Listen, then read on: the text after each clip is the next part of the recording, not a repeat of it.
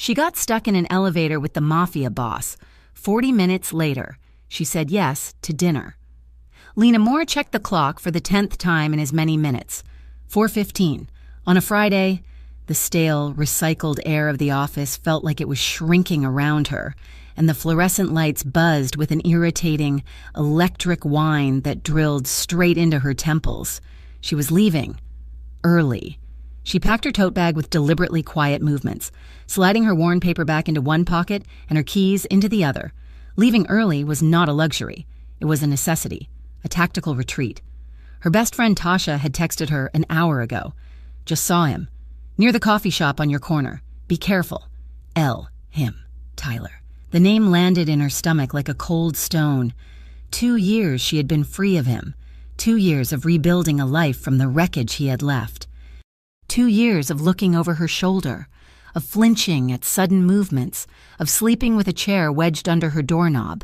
And now, for the past 3 weeks, he was back in Brookhaven. He had not contacted her, not directly. He did not have to. His presence was a message, a tightening perimeter. Seeing him near her building was an escalation. So, she was leaving at 4:15. She would take the long way home, ducking into the subway with the downtown crowd, losing herself in the river of anonymous faces. Lena? She froze, her hand on the strap of her bag. Mr. Henderson, her boss, waved a manila envelope from his office doorway. He had a perpetually harried look, a man drowning in his own mediocrity. Before you head out, need you to run this over to the Varelli building, the penthouse client. They need physical signatures before 5. Lena's spine stiffened. The Varelli building was 3 blocks in the opposite direction of the subway. It was the last thing she wanted to do. She resented this part of the job, the blurring of lines between administrative assistant and personal courier. She resented the assumption that her time, her Friday, was disposable. But Lena Moore, at 27, was a woman who knew how to survive by blending in. She did not make waves. She did not argue. She took the envelope. Yes, Mr. Henderson. Of course. Her voice was soft, barely a whisper, but it was steady. She tucked the envelope, heavy with its unseen importance, into her bag and walked out of the office. The hollow click of her sensible heels on the linoleum, the only sound of her departure. The Varelli building was not just an office tower, it was a statement. A sheer glass and steel monolith that pierced the Brookhaven skyline. It radiated wealth and impenetrable privacy. Lena felt small standing in its cavernous marble lobby, her simple cotton dress and worn tote bag screaming out of place. The air smelled faintly of expensive leather and, she imagined, old money. She navigated to the private elevator bank marked Penthouse, executive floors. She was just another ghost, delivering papers for men she would never meet. The gleaming brass doors slid open. One man was already inside. Lena's first instinct was to wait for the next car. Her social anxiety, finely tuned by years of trauma, flared, but the man was already looking at her, not with invitation, but with a flat, neutral patience. Waiting would be more conspicuous. She stepped in, her eyes fixed on the floor indicator. "Penthouse, please," she murmured, though the button was already illuminated. The man said nothing. The doors slid shut, encasing them in a box of polished mahogany and mirrored brass. He was tall. Even without looking directly at him, Lena could feel his size. He occupied more than his share of the air. He stood in the opposite corner, a silent statue in a charcoal suit so finely tailored it seemed to have been spun onto his frame. He was facing the door, like her. But his reflection was captured in the brass, a strong, uncompromising jaw shadowed with late-afternoon stubble. Dark hair, thick and brushed back from his forehead. He was younger than she expected for a penthouse client, maybe mid-30s, but he carried an exhaustion in his stillness, a weight that had nothing to do with gravity. His hands, clasped loosely in front of him, were large, clean and unadorned. He exuded power. It was not the loud, peacocking power of men like Tyler, who used intimidation like a club. This was something different. It was the quiet, absolute confidence of a predator, a man who knew, without question, that he was the most dangerous thing in any room, or, In this case, any elevator. Lena focused on breathing. Inhale, 2, 3. Exhale, 2, 3. The elevator climbed. 10, 11. 12. Then it happened. There was a sudden, sickening lurch, a sound like a giant's cough from above, and a violent jolt. Lena was thrown forward, her hands flying out to brace herself against the wall. The man did not move an inch. The car stopped. Not a gentle pause, but a dead, final stop. The main lights flickered once, twice, and died. Darkness, absolute and suffocating, a moment of pure, metallic silence. And Lena panicked. It was not a scream. It was a gasp, a sudden, desperate pull for air that was not there. The walls were gone. The floor was gone. There was only the black, pressing in. Her heart hammered against her ribs, a frantic bird in a tiny cage. The smell, faintly electric, like burnt ozone, filled her nostrils. It's the closet. He's locked you in the closet. No, she whispered, her voice a thread. No, no, no. Then, a click. 2 emergency lights mounted near the ceiling, sputtered to life, bathing the small space in a sickly, yellowish-green glow. It was worse. The light gave the panic shape. She could see the walls. They were too close. Breathe. The voice was not in her head. It was deep, calm, and close. The man had moved. He was still in his corner, but he had turned to face her. In the terrible light, he looked carved from granite. Breathe, he said again. He had not raised his voice. He did not sound alarmed. He sounded bored. I can't, she managed, pressing her back against the mahogany. Her fingers were numb. He sighed, a sound of mild inconvenience. Yes, you can. You were doing it just fine a minute ago. He pushed a button on the panel. Nothing. He pushed the alarm. A muffled, pathetic brrring sounded, but it seemed to be happening miles away. He looked at her. His eyes were dark, and the emergency light stripped them of any warmth. He was assessing her, his gaze sharp and intelligent. "What's your name?" he asked. "What? Your name. What is it?" "Lena.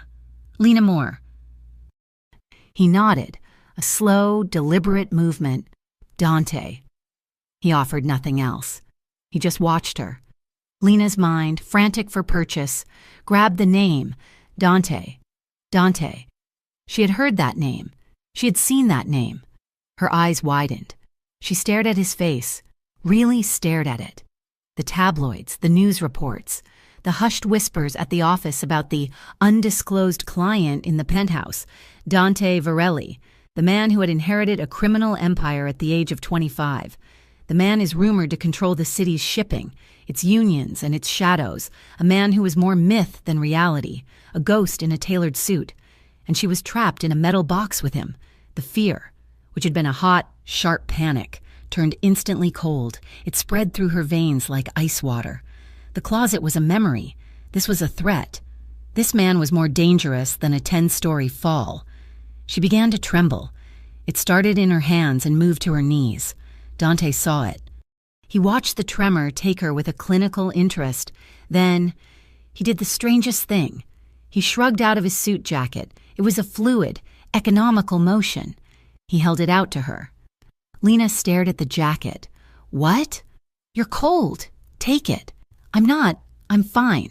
You're trembling so hard you're going to rattle the bolts loose," he said, his voice laced with a dry, unexpected humor. "Take the jacket. Lena, it's not a trap." She was too afraid to argue. She took it. The wool was heavy, incredibly soft, and warm from his body. It smelled clean, like expensive soap and something faintly spicy, like sandalwood. She pulled it around her shoulders. It was huge, swallowing her, and the scent was overwhelming, intimate. He turned back to the panel, seemingly satisfied. He pulled a phone from his pocket. No signal. He did not curse. He did not slam it against the wall. He simply studied the no service icon for a moment before sliding it back into his pocket. "So," he said, leaning one broad shoulder against the wall, "what's a girl who's terrified of small spaces doing in an elevator?" The question was so absurd, so normal, it wrong-footed her. I was delivering this." She gestured to her bag, to the envelope. "For Henderson," he stated. It was not a question. "You know Mr. Henderson? I know he's a man who makes other people run his errands." Dante's eyes scanned her, from her worn-out flats to the anxiety pinching the corners of her mouth. "He doesn't pay you enough for this." Lena stiffened. I wouldn't know." Dante almost smiled. It was a slight upward tick of one side of his mouth. "Right." He looked away from her, up at the ceiling, and the silence stretched. Lena's heart was still pounding, but the trembling had eased. The jacket was a tangible weight, a shield. It's not the elevator," she heard herself say. He looked at her. "No? It's dark. The feeling of being trapped. I don't like it." He nodded, accepting this. Understandable. Another beat of silence. Lena pulled the jacket tighter. "I had a panic attack once," he said, his voice conversational, as if they were discussing the weather. "In the Lincoln Tunnel, dead of summer, traffic backed up for miles. The air conditioner died." Lena turned to look at him. His profile was stark in the green light. "I was 22, he continued, his voice a low rumble. "Tough guy. Thought I was made of iron, but the air got thick, and the walls felt like the river was going to come crashing in. I couldn't breathe. I was convinced I was going to die right there, in a Ford Taurus, smelling cheap vinyl." He paused. "I almost ripped the door off the hinges to get out. My brother had to talk me down." Lena watched him, mesmerized. Why was he telling her this? This was a vulnerability. This was a confession. "What did you do?" she whispered. "I closed my eyes. I counted the cracks in the dashboard. I focused on one little thing until the air came back." He turned his head, his dark eyes finding hers. "You just need to find your dashboard. Lena." The 40 minutes passed like a dream. The tension did not disappear, but it changed. It melted from sharp-edged fear into a strange, thrumming curiosity. They were not two people trapped in an elevator. They were two people on a small, isolated island.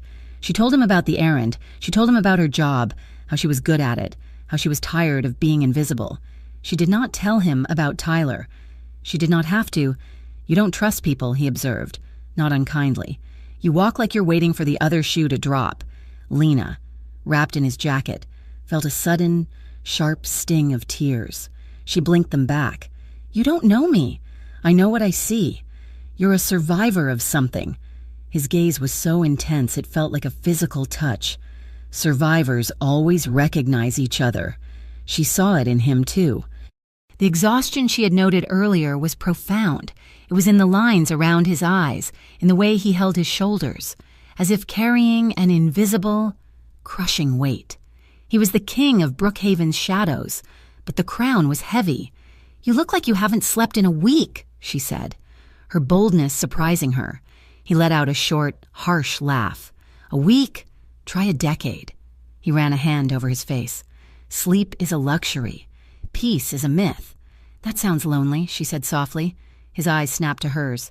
The air crackled. The casual, disarming man was gone, and the predator was back, watching her, seeing her. He saw her flinch, and the mask softened, but it did not disappear. "Loneliness is a small price to pay," he said, his voice low. "For what?" "Control." A small, surprised laugh escaped Lena's lips. It was a rusty sound, one she did not use often. "What's funny?" he asked. "Control. You're sitting on the floor of a stuck elevator, wearing a $3,000 suit, talking about control. We can't even get cell service." Dante stared at her for a long, long moment. The silence was thick. Lena thought she had gone too far, that the man who broke people for a living would finally show himself. Then he smiled. It was not the shadow of a smile from before. It was a real, sudden and devastating smile. It lit his eyes, carved deep laugh lines into his cheeks, and transformed his entire face from a granite mask into something breathtakingly human. "You got me," he said, the smile turning into a quiet chuckle. "Point to the lady in the borrowed jacket." Lena laughed, too, a real, genuine laugh. The sound echoed strangely in the metal box. When the laughter died, the silence that fell was different. It was not empty. It was full, charged and soft. They just looked at each other. Lena saw the man, not the myth. Dante saw the woman, not the victim. Clang. The elevator gave a groan of protest. Thud. The car dropped half a foot. Lena cried out, stumbling forward from the wall, her balance gone. Dante did not stumble. He was a rock. He caught her. 1 second, she was falling. The next, she was pressed flush against him. His hands were locked on her waist, holding her steady. Her own hands had flown up, landing flat on the hard, muscular wall of his chest. She was inhaling the scent of him. She could feel the solid heat of him through his thin, cotton shirt. His heart beat under her palm, a slow, steady, powerful thump-thump. The main lights of the elevator flashed on, bright and white. Lena looked up. He was already looking down. His eyes were a universe, dark and intense. She could see the flecks of gold in his irises. She could feel his breath, warm on her forehead. They were close, dangerously close. He did not let go. She did not pull away. His gaze dropped to her mouth. Her breath hitched. He lifted one hand, the one not welded to her waist, and slowly, as if not to startle her, he brushed a strand of hair from her cheek. His thumb grazed her skin, a feather-light touch that left a trail of fire. His fingers tangled in her hair, just behind her ear, tilting her face up. Ding. The sound was offensively loud. The elevator doors, smooth and silent, began to slide open. The world was rushing back in, the marble lobby, the distant sound of traffic, the light. Dante did not look at the doors. He did not release her. He held her, his eyes locked on hers. He leaned in, and the world shrank again to the few inches between their faces. His lips were centimeters from hers. He spoke, his voice a low, gravelly whisper that vibrated through her, meant only for her. Have dinner with me. It was not a request. It was a demand, a plea, a statement of fact. Lena, a woman who lived her life avoiding attention, avoiding risk, avoiding men with dark eyes and dangerous smiles, looked at the Mafia boss who had told her about his panic attacks, who had made her laugh, and whose hands were still burning a brand into her skin.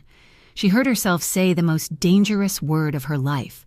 She nodded, a slow, single dip of her chin. Yes. The elevator doors slid open, and he stepped out. He did not look back. Lena remained in the elevator for a long moment, his jacket still clutched in her hands, her mind a blank, white static. A security guard from the lobby peered in, his face a mask of concern. "Ma'am, you all right? We got the call." "Yes," she whispered. She stepped out on unsteady legs, holding the jacket out to the guard. "Please give this to Mr. Varelli." She walked out of the Varelli building and did not remember the 3-block journey to the subway. She did not remember the ride home. She was a ghost in her own body. Her entire awareness collapsed into the few inches of space they had shared. The scent of him, sandalwood and soap, the heat of his hand on her waist, the low, gravelly vibration of his voice. "Have dinner with me." She made it to her apartment, locked the door, and slid to the floor of her tiny hallway. Yes. She had said yes. Lena Moore. A woman who crossed the street to avoid men who catcalled. A woman who ordered her groceries online to avoid small talk. A woman who still flinched when a man raised his voice on television, had agreed to have dinner. With Dante Varelli? She crawled to the sofa, pulled her phone from her bag, and dialed Tasha, her fingers clumsy and numb. Tasha picked up on the second ring, her voice a cheerful burst of static. "Hey, you survived the Henderson errand? Tell me you're home and have wine." "Tash," Lena said. Her voice broke. The cheer vanished from Tasha's voice, replaced by cold steel alertness. "What happened? Is it Tyler? Did he find you? I swear to God, I'm calling the cops." "No, it's not Tyler. I got stuck in an elevator." "What, are you okay?" "Yes, I wasn't alone." "Who? Was it some creep?" "It was Dante Varelli." The silence on the other end of the line was absolute. Lena could hear Tasha's breath. "Lena, run that by me one more time." "I was in the elevator at the Varelli building, and it stopped. For 40 minutes, with him, Dante Varelli, the Mafia boss." "Holy," Tasha's voice was a whisper. "Are you hurt? Did he say anything, do anything?" "He gave me his jacket," Lena said, the memory feeling absurd. He told me a story about a panic attack. He made me laugh. Another heavy silence. And then, Lena whispered, the confession burning her throat, he asked me to dinner and I said yes. No, it was not a question, it was a command. No, Lena, absolutely not. You call him back. Wait, what do you call him? You don't have his number, do you? No, I don't know. He just asked, and I said yes. Then you stand him up, Tasha said, her voice hard with a fear that Lena understood, a fear that was protective and deep. You lock your door. You don't go, girl, what are you thinking? He's not a man. He's a headline. He's the Mafia. People who have dinner with him end up in the river or on a private jet to a country with no extradition. There is no in-between. It wasn't like that. Tash, he was gentle. Gentle? Tasha's laugh was brittle. A lion is gentle with a mouse before it eats it. He's dangerous. Lena, you've spent the last 2 years getting away from one dangerous man. Why are you running toward the final boss?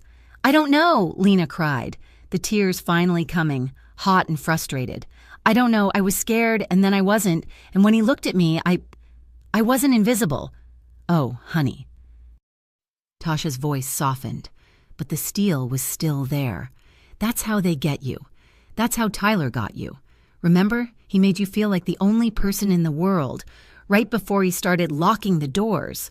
The comparison hit home. Lena's breath hitched. Listen to me, Elle, Tasha said, her voice firm. You don't get second chances with men like him. You make one wrong move. You say one wrong thing. And it's not a fight. It's not a breakup. It's a eulogy. Please, don't go. Lena promised she would think about it. She promised she would be safe. She hung up the phone and sat in the dark, the silence of her apartment feeling colder and emptier than the elevator ever had. The text came the next day. An unknown number. 7 o'clock tonight. I'll pick you up. D. She stared at the message for an hour. He had not asked if she was still coming. He had not asked for her address. He just knew. The casual, terrifying confidence of it all. She spent the day in a fugue of indecision, a walking civil war. Tasha was right. It was insane. It was a betrayal of the quiet, safe life she had fought so hard to build, and yet she remembered his eyes when he smiled. She remembered the solid, steady beat of his heart under her palm. She was not running toward him. She was not running from Tyler. She was just curious. At 6:30, she pulled a dress from her closet. It was not a dinner with a Mafia boss dress. It was a Lena Moore dress. Simple, navy blue, with a modest neckline and a hem that fell just below her knees. She put her hair up in a simple twist, put on a pair of sensible heels, and applied a single coat of mascara. It was just one meal. At 7 o'clock on the dot, her intercom buzzed. Not the unknown number. A black, silent sport utility vehicle was idling at the curb. It was the kind of vehicle that was designed to be invisible, and in doing so, screamed its importance. She walked out of her building, her heart a drum in her throat. A man in a dark suit stood by the back door, his frame thick and his face impassive. He was the driver, but he was not the one opening her door. Dante Varelli stood on the passenger side, watching her approach. He was not in a suit. He wore dark trousers and a soft, gray cashmere sweater that made him look less like a boss and more like a man. He looked comfortable and devastatingly handsome. He did not smile. He just watched her, his eyes dark and appreciative. He walked around the car and opened her door himself. "Lena," he said, his voice the same low rumble from the elevator. "Dante," she replied, her voice surprisingly steady. The drive was silent, but it was not awkward. The driver, separated by a thick pane of glass, navigated the city's arteries with fluid, unhurried skill. Dante did not try to make small talk. He just sat beside her, a solid presence, his scent filling the small space, that same sandalwood, clean and warm. They pulled up not to a flashy, high-end restaurant, but to a small, impossibly discreet building in a quiet cobblestone district. The sign was a simple, burnished gold plaque. Il Nido, the nest. "I own it," he said, answering her unasked question as he helped her out of the car. "Privacy is Better. Inside. The restaurant was a haven. It was all dark wood, soft, recessed lighting, and a handful of tables, each tucked into its own private alcove. There were other patrons, but the ambient hum was low, respectful. The maitre d', a man with silver hair and eyes that had seen everything, nodded to Dante. "Mr. Varelli, your table is ready." Their table was in the back, a circular booth against a wall, lit by a single, flickering candle. It was intimate, and, Lena realized, it gave Dante a clear view of the entire room, including the entrance. A waiter appeared, poured 2 glasses of a deep, red wine, and vanished. "Is this okay?" Dante asked, gesturing to the wine. "It's lovely, thank you." He raised his glass. "To better accommodations." Lena smiled, touching her glass to his. "To working elevators." The tension broke. The conversation that followed was the strangest and most normal Lena had ever had. He did not flirt. He did not pressure her. He did not boast or intimidate. He asked. He asked about the book she was reading. He asked about her degree in art history, a fact she was sure she had never mentioned. He asked what she thought of the new, modern architecture downtown, and he listened, really listened to her answer, his head tilted, his eyes fixed on hers. She found herself talking, her natural shyness melting under the heat of his focused attention. He had a way of looking at her that made her feel fascinating. "You're not what I expected," she said. Halfway through a plate of pasta she had not realized she was eating. His lips quirked. "What did you expect? Horns? A pinstripe suit and a Tommy gun? I expected you to be louder. Loud is for men who are afraid of not being heard," he said, swirling the wine in his glass. "I've never had that problem." He took a sip, his eyes never leaving hers. "And you? You're exactly what I expected." "Oh? And what's that?" "Stronger than you think you are, and tired of being underestimated." His perception was so sharp it was unnerving. She looked down at her plate. "You said in the elevator that I was a survivor," she said, her voice quiet. "Yes.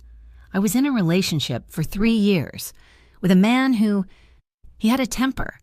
He liked to be in control." She did not look at him as she spoke. She just stared at the candle flame, recounting the facts, not the feelings. She spoke of the isolation, the walking on eggshells, the way he would apologize with such feeling, only to have the entire cycle repeat. She did not use Tyler's name. She did not give specifics. She just told. When she finished, the silence in the alcove was heavy. She risked a glance at him. Dante was perfectly still. His wine glass was untouched. His hands were resting on the table. But they were not relaxed. They were balled into fists. His knuckles white. His jaw was so tight a muscle in it was jumping. She flinched, a cold jolt of old fear. She had made him angry, but when he spoke, his voice was a cold, quiet blade. "Where is he?" I don't know. Don't lie to me, Lena. I'm not," she said, her voice shaking. He was gone. For 2 years. But he's back. I saw him near my building. My friend saw him." Dante's eyes closed for a single, long second. When they opened, they were black with an emotion she could not name. It was not her. It was for her. "He will not touch you again," Dante said. It was not a promise. It was a statement of fact. And before Lena could process what that meant, a voice boomed across the restaurant. "Varelli, I thought I smelled a rat in the nest." Lena jumped, her heart leaping into her throat. A man, burly and red-faced, was swaggering toward their table. He was drunk, and he was loud. "Finney," Dante said, his voice perfectly calm. He did not move. He did not even look up. "Making deals in the open now, are we?" Finney said, gesturing wildly with his drink, sloshing it on the floor. He leered at Lena. "And who's this? New associate?" Lena shrank back into the booth, the man's voice, the smell of alcohol, the aggressive posture. It was Tyler, magnified. She felt the panic rising again, hot and fast. "You're drunk." "Finney." "Go home," Dante said, his voice flat. "Or what? You'll have your shadows clean me up? I'm not scared of you. Varelli, my family's been in this city longer than yours." "You're just a pup in a king's coat." Lena's breath was coming in short, sharp gasps. She was trembling. Dante did not raise his voice. He did not stand. He simply lifted his chin, his eyes moving to something over Finney's shoulder. It was a fractional movement, a signal. Two men who had been sitting at the bar, men Lena had not even registered, were suddenly on their feet. One was her driver. They were on Finney in a second. There was no fight. One man took his arm, the other took his drink, and with quiet, brutal efficiency, they were guiding him, half lifting him, toward the door. "You can't do this. I know people. Oof." The sound of the door closing cut off his protest. The entire event had taken less than 10 seconds. The restaurant was silent. Dante looked at the maitre d', who was already directing a busboy to the small spill. Dante turned back to Lena. His face was a mask of regret. She was still shaking, her hands pressed to her mouth. "Lena," he said softly. "Don't," she whispered. "Don't apologize." He looked confused. She reached across the table, her hand trembling, and laid it on his clenched fist. His skin was hot. "Thank you," she said, her voice hoarse. His brows drew together. "For what? For that? For bringing this into your world? I am so sorry. Lena, I never should have—" "No," she insisted, her grip tightening on his hand. "Thank you for not escalating it. Thank you for not yelling. Thank you for making it stop." She was looking at him, but she was seeing Tyler. She saw a broken plate, a hole in the drywall. She was seeing the chaos of a man who used anger as a weapon. Dante Varelli had just had a rival mobster thrown out of his restaurant, and he had done it with less noise than a man ordering coffee.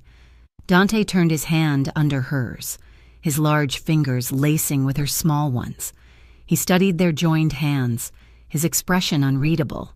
He was right about one thing. "What? I'm a pup," he said, his voice rough. My father would have had him shot in the street for that disrespect." He looked up at her, his eyes raw. "That's the man I'm trying not to be." On the drive home, the silence was different. It was the silence of two people who had weathered something. The partition was up, but Lena was acutely aware of him beside her, his thigh just inches from hers. "You know," she said, staring out at the blurred city lights, "when that man was yelling, I was terrified. But then, when he was gone, I realized something." Dante turned his head to look at her. "It was the first time in over 3 years that I've been in a room with a violent man, and I felt safe." She met his gaze. "I felt safe with you." His expression did not change, but his eyes darkened. The SUV slid to a stop in front of her building. He got out, opening her door. He walked her to the lobby entrance, the same way a normal man would after a normal date. They stood under the dim awning, the city sounds muffled around them. The night was over. "Thank you for dinner, Dante," she said. "Lena," he started. He looked like he wanted to say something, but the words would not come. They just stood there, a foot of space between them, charged with everything unsaid, the elevator, the jacket, the panic, the confession, the fight, the touch. Lena looked at his mouth. She looked at his eyes. Tasha's voice was in her head. "He's dangerous. You don't get second chances." But Tasha was wrong. This right here felt like the only chance she had ever had. She rose up on her toes. It was a small movement, but he met her halfway. His hand came up, not to her waist, not to pull her, but to gently cup her cheek. His thumb stroked her skin. A question. She gave him his answer, leaning in, closing her eyes and pressing her lips to his. The kiss was not a collision. It was a landing. It was slow. I was cautious. His lips were warm and surprisingly soft. Then she felt his other hand slide into her hair, tilting her head. He deepened the kiss, and it was no longer cautious. It was electric, a slow, rolling current of heat and want. It was not a kiss of seduction. It was a kiss of recognition. Her fingers found the front of his sweater, curling into the soft wool, anchoring herself against the feeling. He tasted red wine and something else, something uniquely him. It could have lasted a minute or an hour. When they finally parted, they were both breathless. He rested his forehead against hers, his eyes closed. His hand was still on her cheek. his thumb tracing the outline of her lip. Neither of them spoke. The silence was louder than the restaurant brawl. "Good night, Lena," he whispered, his voice thick. "Good night, Dante." He stepped back, giving her space. She fumbled for her keys, her hands shaking, and let herself into the lobby. She did not look back. She got into her apartment, locked and bolted the door. She leaned her back against the solid wood, her body sliding down until she was sitting on the floor. Her fingers went to her lips. They were tingling, warm. She was overwhelmed. She was terrified. And she was, for the first time in her entire life, completely and utterly alive. The glow of the kiss faded, but the warmth remained, a small, secret ember inside her chest. Lena went to work the following week and moved through the motions of her life, but everything was different. The world seemed to be in sharper focus, the colors brighter, the sounds clearer, and she was terrified. Terror was a familiar, cold blanket. She had invited a man into her life, not just a man, but the man, who represented everything she had run from. Tasha, ever the loyal friend, did not say, "I told you so." She just made Lena promise to share her location, to have a code word. Dante, for his part, did not crowd her. He did not send a car. He did not send flowers. The only sign that he was still thinking of her came in short, thoughtful text messages. "I passed a bookstore today. It had a first edition of that art book you mentioned. I hope you find it. The city looks quiet tonight. I hope you're having a peaceful evening." They were never pushy. They never asked for anything. They were just reminders. Small, quiet stones dropped into the placid pond of her life, sending out ripples. She did not know how to respond to them. "Thank you" felt too formal. "I'm thinking of you too" felt too true. So, she said nothing, and she agonized over that, too. The past, however, did not care about her new, fragile complications. It arrived on a Wednesday, 4 days after their dinner. It came not as a text message, but as a multimedia message from an unknown number. Her phone buzzed. She glanced at it, expecting another cryptic, gentle message from Dante. It was a photograph. Lena's blood turned to ice. It was a picture of her and Dante. At the restaurant, they were in the booth, lit by that single candle, their hands clasped on the table. It was taken from a distance, slightly blurry, but it was undeniably them. Her breath hitched. Someone had been there. Someone had been watching. Another message came through immediately, a second photo. This one was of them outside her apartment building, just before the kiss, her on her toes, his hand on her cheek. It was grainy, dark, and captured the moment with a sickening, invasive clarity. Then, the text. "He can't protect you from me. You look pretty when you're scared." It was not Tyler's name, but it was his voice. It was his signature. The old, familiar dread crawled up her spine, cold and suffocating. He had been there. He had watched her kiss another man. She ran to her window, pulling the blinds, her heart hammering against her ribs. The street below looked normal. Cars, pedestrians. But now, every face is a mask. Every person was a threat. She tried to ignore it. She tried to be rational. He was just trying to scare her. That was his game. But the feeling of being watched, a feeling she had lived with for 3 years, returned with a vengeance. She jumped when the mail slid through the slot. She stopped answering her phone. She felt a phantom itch between her shoulder blades, the crosshairs of an unseen gaze. For 2 days, she lived in this new, old prison. She went to work. She came home. She double-locked her door. On Friday, it all broke. Mr. Henderson, in a fit of pique over a misfiled invoice, snapped at her in the break room. "This is why you're an assistant, Lena, and not something more. No attention to detail." It was a small, petty cruelty, but coming on top of the suffocating fear, the sleepless nights, the constant, scraping anxiety, it was the thing that broke the dam. She did not cry. She did not yell. She just walked out. She left her bag, her keys, everything. She walked out of the office, down the elevator, and into the bustling 5 o'clock crowd. She did not know where she was going until her feet stopped.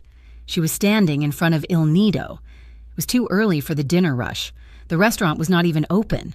But she pushed on the heavy oak door, and it swung open. The silver-haired maitre d' was polishing glasses at the bar. He looked up, his expression polite but firm. "We do not open until 6. Signorina." "Is he here?" Lena asked, her voice a raw whisper. She did not even know if this was his office, his base. The man's expression did not change, but his eyes sharpened. "Mr. Varelli is a very busy man." "Please," she said, and her voice cracked. "The dam was breaking. Please, tell him Lena is here." The man studied her for a long moment, her frantic eyes, her missing coat, her wind-blown hair. He saw the distress. He gave a short, curt nod, turned, and disappeared through a door at the back. Lena stood in the middle of the empty dining room, trembling. She was terrified she had crossed a line, that she had presumed an intimacy that was not there. The maitre d' returned. "Upstairs. First door on the left." The stairs were hidden behind the bar. They led to a hallway that was surprisingly modern and quiet. First door on the left. It was unmarked. She knocked, her knuckles barely making a sound. "Come in." The voice was rough, tired. She pushed the door open. It was not an office. It was a study, a library. Walls of dark wood, shelves filled with books from floor to ceiling, 2 deep leather armchairs, and a massive desk. Dante was standing by the window, not in a suit, but in a simple, black long-sleeved shirt and trousers. He had a phone to his ear, and his back was to her. "No," he was saying, his voice a low growl. "You tell Finney that if he wants to renegotiate, he comes to me. He doesn't send his drunk uncle to my restaurant. If he does it again, I'll take it as personal." He trailed off. He must have sensed her, or seen her reflection in the glass. He turned. His face, which had been a mask of cold fury, instantly changed. The anger did not vanish, but it shifted, pulling back as a new, sharp concern took its place. He saw her. He saw her. "I have to go," he said into the phone, and hung up without waiting for a reply. "Lena," he said, his voice soft, urgent. He crossed the room in 2 long strides, stopping a foot in front of her. He did not touch her. He just scanned her face, his eyes taking in her tear-streaked cheeks, her terror. "What happened? Are you hurt? Talk to me." "I'm sorry," she whispered, fumbling for her phone. "I shouldn't have come. I didn't know where else to go." "You're always where you're supposed to be. What is it?" She opened her phone and showed him the messages. First the photo in the restaurant, then the photo by her building. Dante went silent. It was not a normal silence. It was a vacuum.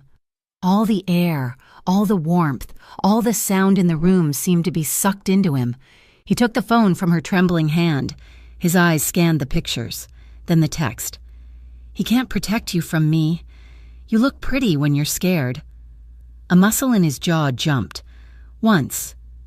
Twice. When he looked up from the phone, his eyes were black. The man who had gently kissed her goodnight was gone. The man who had made her laugh in the elevator was gone. This was a Dante she had not met. This was the man who ruled the city. This was the man who had, as a pup, inherited an empire. He was not just angry. He was furious. It was a cold, terrifying, beautiful rage. "When?" he asked, his voice lethally quiet. "Wednesday. 4 days ago." 4 days? He did not yell. He did not have to. The quiet fury in his voice was more frightening than any shout. "You've been sitting on this for 4 days? Lena, you should have told me the second you got this." "I didn't want to bother you. Bother me," he repeated. The words sounded absurd in his mouth. "He threatened you. He was outside your home. This is not a bother. Lena, this is a line." "I can handle it," she said, her voice shaking but insistent. "He's just trying to scare me. It's my ex, Tyler. He does this." "He did this," Dante corrected, his voice ablade. "He will not be doing it again." He turned. Grabbing his phone from the desk, he started dialing. "What are you doing?" she asked, a new panic rising. "I'm putting 2 men on your door, and 2 on your street. He won't be able to get within 5 blocks of you." "No," Lena said, and the word was sharp. He paused, his thumb hovering over the screen. No, I'm not your possession. I'm not some package to be guarded. You don't get to just assign me protection." The words hung in the air. Tyler had called her his. He had guarded her, not from the world, but from himself and from everyone else. He had locked her in, not kept her safe. Dante's eyes searched her face. The fury was still there, banked but burning, but it was joined by a new, sharp understanding. He saw the wound she was protecting. He slowly, deliberately, lowered the phone. "You're right," he said, his voice rough. "You're not. But you are in danger. Danger I brought to your door. That man, Finney from the restaurant, this is connected. This is a rival looking for leverage. And your ex just became their tool. I don't care.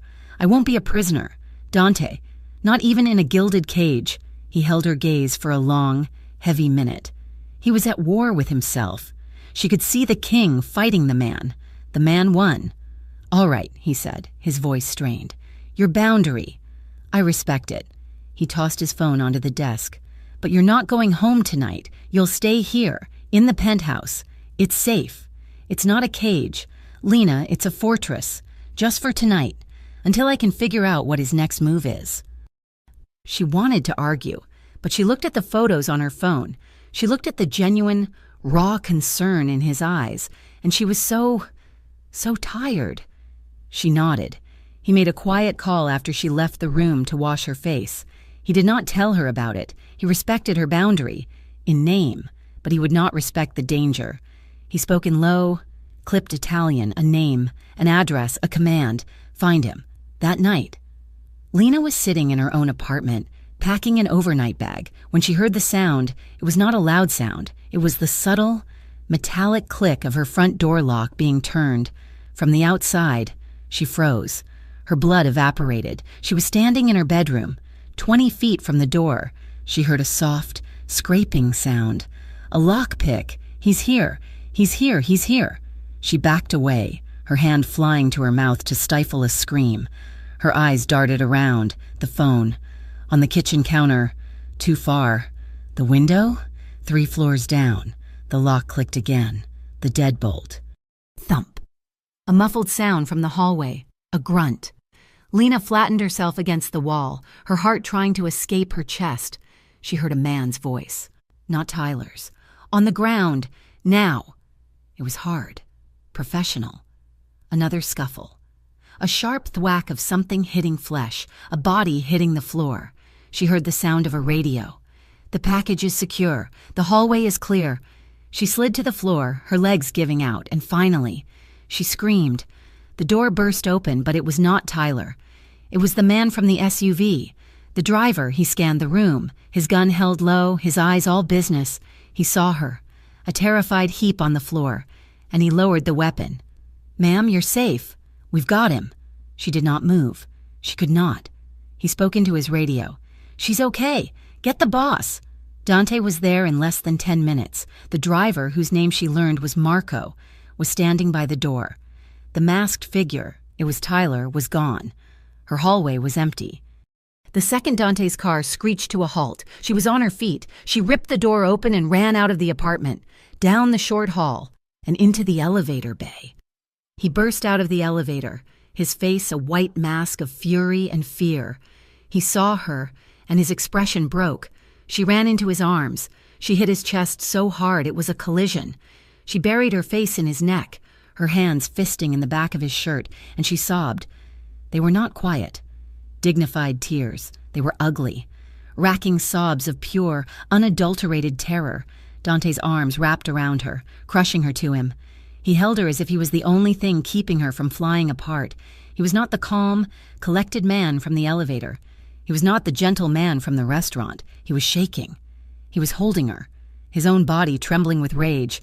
He kicked her apartment door shut with his foot, his arms never leaving her.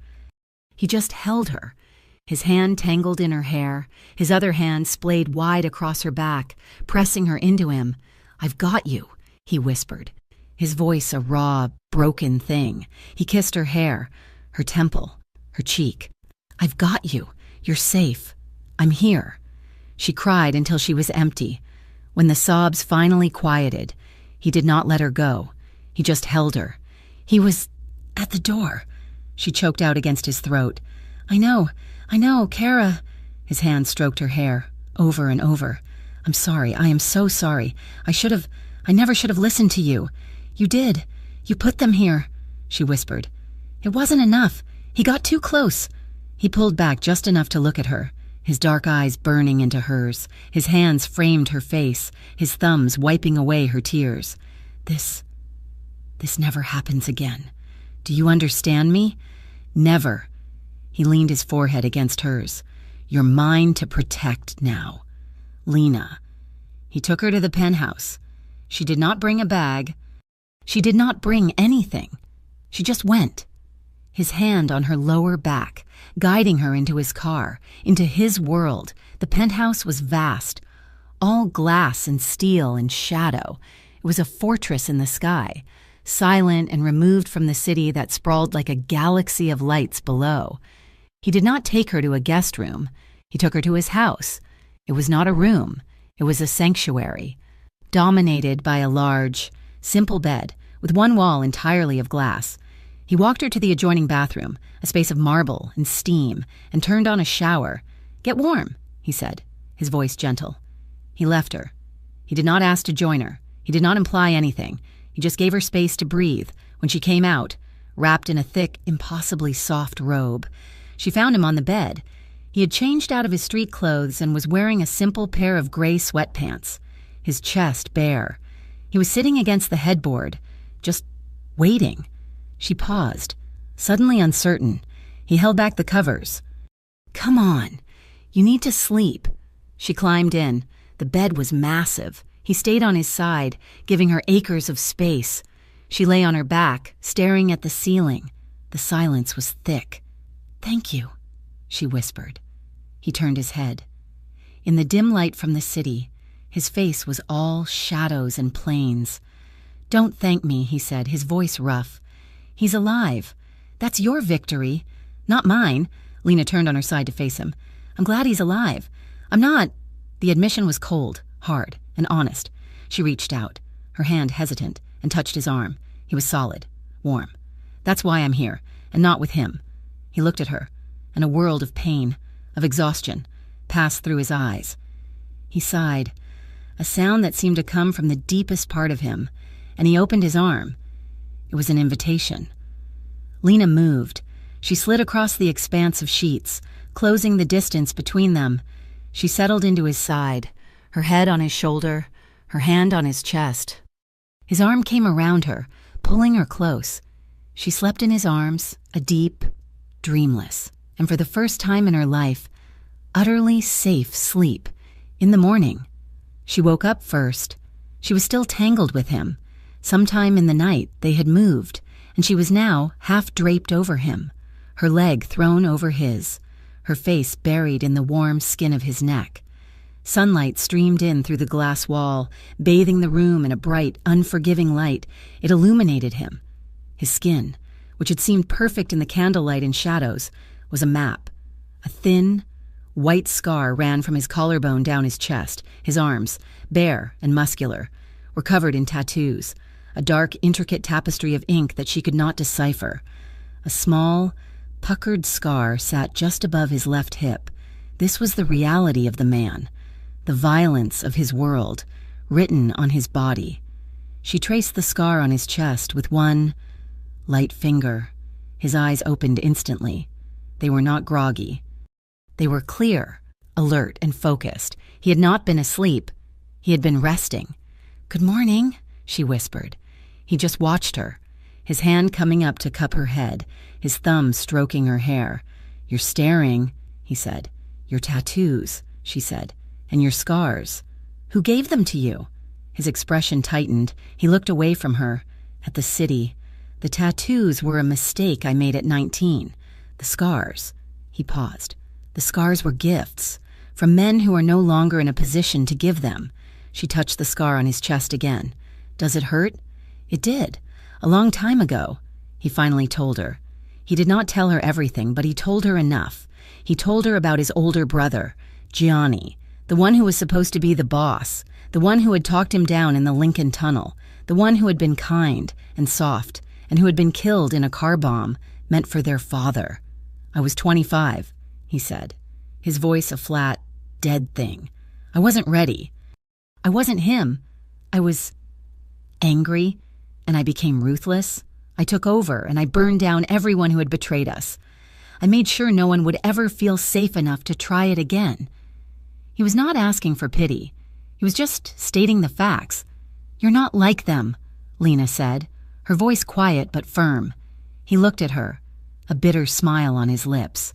"I'm exactly like them, Lena. I'm worse. I'm just quieter about it." "No?" She rose up on one elbow, looking down at him.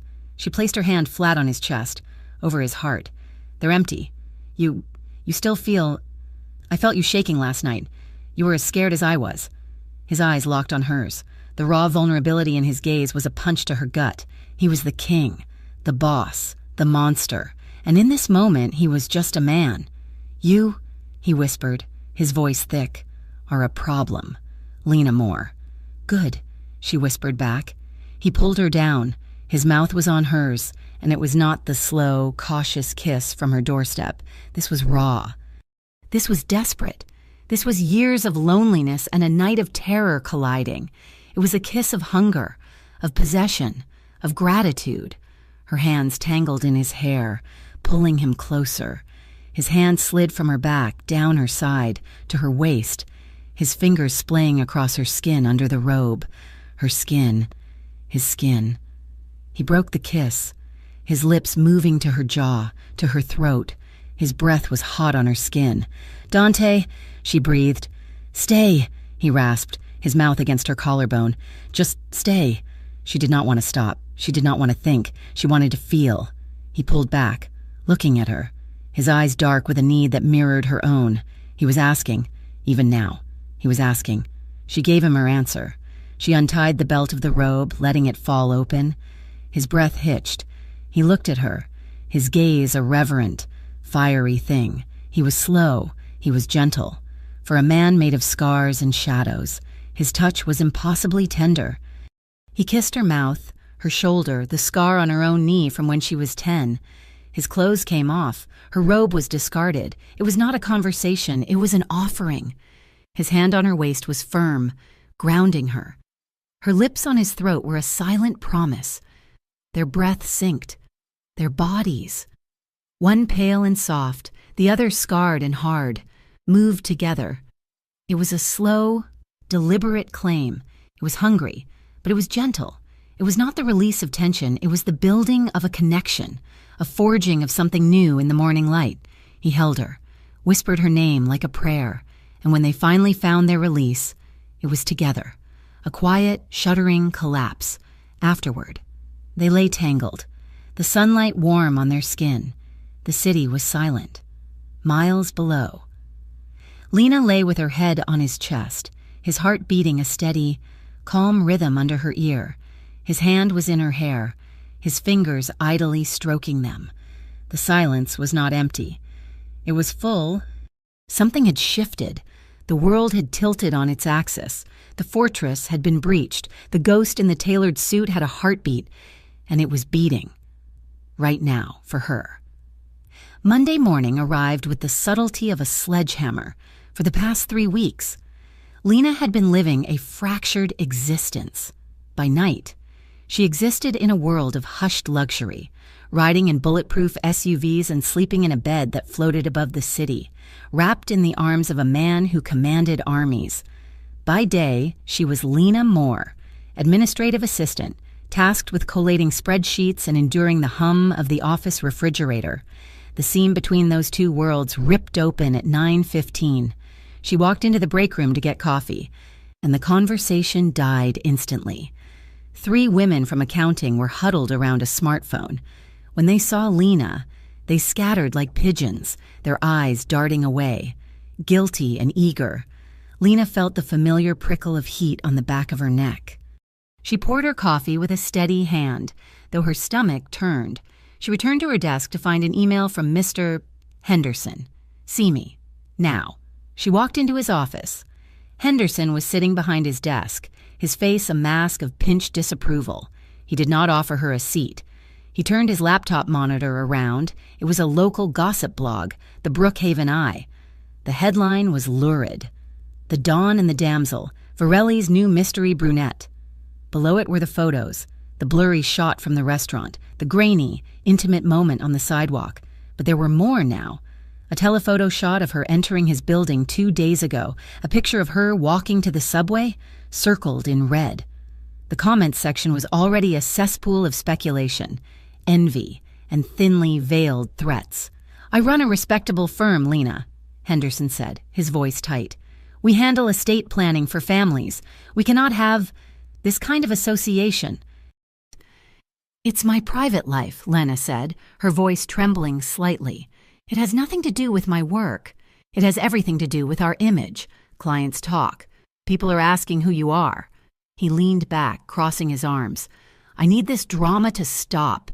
You either end this association and issue a public denial, or you clear out your desk. I won't have the mob in my lobby." The ultimatum hung in the air, smelling of stale coffee and cowardice. Lena looked at the man who had made her run personal errands for 3 years, who had underpaid her, who had made her feel small. Then she thought of Dante. She thought of the way he had looked at her that morning, the way he had made sure she ate breakfast before the driver took her here. And he was a criminal, yes, but he had treated her with more respect in 3 weeks than Henderson had in 3 years. "You don't have to worry about your lobby," Lena said. The trembling in her voice vanished, replaced by a cold, sudden clarity. "Good," Henderson said, reaching for his mouse. "I'm glad you're being sensible." "I quit." Henderson froze. "Excuse me?" "I quit," she repeated, reaching into her pocket and placing her office key on his desk. It made a satisfying clack against the glass. "I'll have my desk cleared in 10 minutes. She walked out. She did not look back. She packed her singular box, a framed photo of her parents, a mug, her spare sweater, and walked out of the building. The wind on the street hit her face, and for the first time in years, she felt untethered. It was terrifying. It was exhilarating. When she told Dante that evening, she expected him to be angry at Henderson. Instead, he looked thoughtful. They were in his library, the room where they spent most of their evenings. It had become their sanctuary. Dante was sitting in one of the leather armchairs, a tumbler of whiskey in his hand, while Lena curled up on the sofa with the first edition art book he had actually found for her. "I can have him shut down," Dante said quietly. "A tax audit, a zoning violation, it's easy." "No," Lena said, looking up from her book. "I don't want you to hurt him. I don't want to be there anymore." "So, what will you do?" "I'll find another job, somewhere that doesn't read gossip blogs." Dante set his glass down. "I founded a foundation, the Varelli Youth Initiative. It helps at-risk kids in the boroughs. They need an administrator, someone to organize the chaos. The pay is triple what Henderson gave you, and no one will ever look at you sideways." It was a generous offer. It was a safe offer. It was a trap. Lena closed her book. "I can't take it. Dante." His brow furrowed. "Why? It's legitimate work. It's good work. Because if I work for you, I will disappear. I became just the girlfriend, the dependent." She stood up and walked over to him, resting a hand on his shoulder. "I need to stand on my own. I need to know that I can survive without your money, even if I want you in my life." He looked at her hand on his shoulder, then covered it with his own. His thumb rubbed her knuckles. He did not argue. He understood power, and he understood pride. "You're stubborn," he murmured, pulling her hand to his lips. "I'm learning from the best." For a week, it felt like they could make it work. Lena interviewed for jobs at galleries and small nonprofits. Her days were her own. Her nights were his. Their intimacy deepened in the quiet spaces. It wasn't just the sex, though that was frequent and intense. A way of speaking without words. It was the other thing. It was Dante reading reports with his reading glasses on, a vulnerability he showed no one else. It was Lena reading aloud to him while he stared out at the city lights, his guard finally dropping. It was the slow kisses in the kitchen at 2 a.m. while they heated up leftover pasta. She was falling in love with him. She knew it. The realization was a warm, golden thing living in her chest. But the bubble was thin, and the world outside was sharp. It happened on a Tuesday. Dante had been gone all day. He had not answered her texts. When he finally came in, it was past midnight. Lena was awake, sitting in the library, waiting. He walked in, and the air in the room changed. He smelled of cold rain, cigar smoke, and copper. He looked exhausted, his face pale, his eyes hollowed out. He went straight to the small, wet bar in the corner and poured a drink. His hands were shaking. "Dante?" she asked softly. He stiffened but didn't turn around. "Go to bed. Lena, it's late. You've been gone for 16 hours. I was worried." "I'm fine." She walked toward him. "You don't look fine. You look—" She reached out to touch his arm, and he flinched away. It was a violent, instinctive reaction. He spun around to face her, keeping his hands behind his back. "I said I'm fine," he snapped. But she had seen it. "Let me see your hands," she said. Her voice was barely a whisper. "No, Dante, show me." He stared at her, his chest heaving. Then, slowly, he brought his hands forward. His right hand was swollen. The knuckles were raw, split open, but it wasn't just his blood. There was a dark, dried stain on his cuff. There was a smear of crimson under his fingernails that he hadn't been able to scrub away. Lena took a step back. The golden feeling in her chest turned cold. "What happened?" she asked. "Business." "That's not business," she said, her voice rising. "That's violence. Whose blood is that?" He said nothing. He took a sip of his drink, his eyes looking over her head, detaching himself from the room. "Did someone die?" she asked. The question hung in the room, heavy and terrible. "Did someone die because of me? Because of the photos? Is this about the blog?" Dante lowered the glass. He looked at her, and his eyes were dead. "It was necessary." "That is all you need to know. That is not an answer. It is the only one you're going to get," he said, his voice dropping to a low, dangerous register. "You wanted to know who I am. Lena, you wanted the truth. This is it. I keep the wolves at the door. Sometimes I have to kill them. Don't ask me how I keep your hands clean." He walked past her, heading for the shower. Lena stood alone in the library. The smell of copper lingered. She looked at her own hands. They looked clean, but for the first time, she felt the stain on them. She had asked for protection. This was the cost. The next evening, they went to dinner. It was a scheduled appearance, something about maintaining face, though Dante didn't explain. They sat at Il Nido. The candle flickered between them. The food was perfect. The wine was expensive, and the distance between them was an ocean. Dante was polite. He asked about her interviews. He poured her wine, but the warmth was gone. He was the statue from the elevator again, watchful, powerful, and impenetrable. He was hiding the monster, but she knew it was there, sitting right beside him. Every time she looked at his hands, cleaned now but still bruised, she felt sick. "You're not eating," he observed. "I'm not hungry." "Lena, don't," she said, putting her napkin on the table.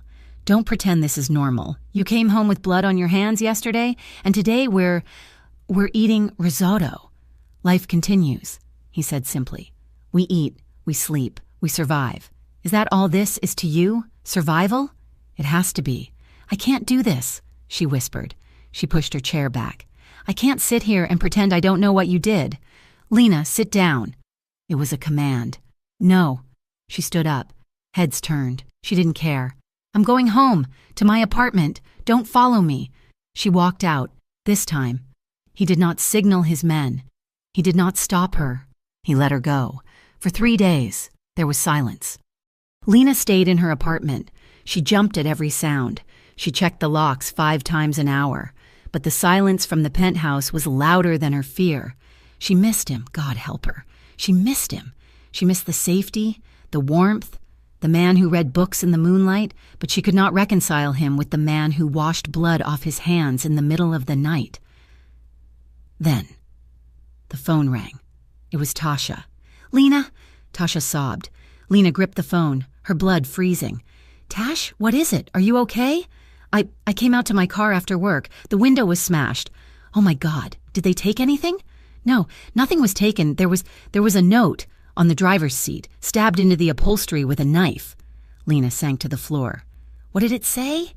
"It said, 'Tell your friend she can't quit the game. If I can't have her, I'll break her toys.'" Tasha was hyperventilating. Lena, who is doing this? Is it Tyler? Is it the mob? I'm scared. I can't go home.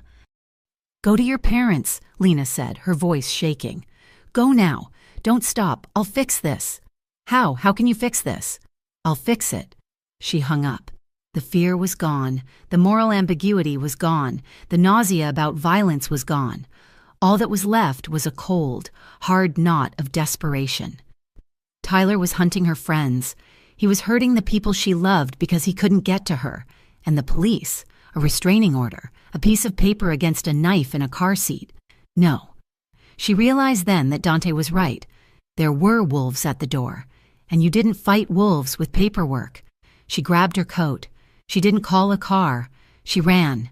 It was raining, a cold, miserable downpour that slicked the streets and blurred the city lights. Lena ran the 6 blocks to the Varelli Tower. She was soaked through when she reached the lobby. The security guard, the same one from the elevator incident, saw her face and didn't ask for ID. He swiped his card and sent her up. The elevator ride was a blur. The doors opened to the penthouse. Dante was there. He was standing by the window, looking out at the storm. He turned when the doors opened. He saw her, wet, shivering, her hair plastered to her face, her eyes wild. Lena? She stepped into the room, dripping water onto the expensive marble. She was shaking, but not from the cold. He went after Tasha, she said. Her voice was a broken string. He smashed her window. He left a knife. He said he's going to break my toys. Dante went still, the lethal stillness. He's going to hurt her. He's going to hurt everyone I know until he gets to me. She walked toward him, her steps heavy. I tried to do it the right way. I tried to be good. I tried to be moral. She stopped in front of him. She grabbed the lapels of his shirt, her wet hands staining the fabric. She looked up into his face, into the dark abyss of his eyes. Make it stop, she begged. It was a surrender. It was a plea. It was a permission slip. Lena, he warned, his voice rough. If I do this, there is no going back. You understand that? You don't get to look at my hands with disgust ever again. I don't care, she sobbed, pulling him closer. I don't care about your hands. I care about us. I care about my life. Just make him stop. Please. He looked down at her, and she saw the resolve snap into place like a steel trap. He will never touch you again, Dante swore. He will never breathe the same air as you again. He kissed her. It was not gentle. It was not slow. It was a collision of 2 desperate people on the edge of a cliff. His mouth crushed hers, hungry and demanding. He tasted rain and fury.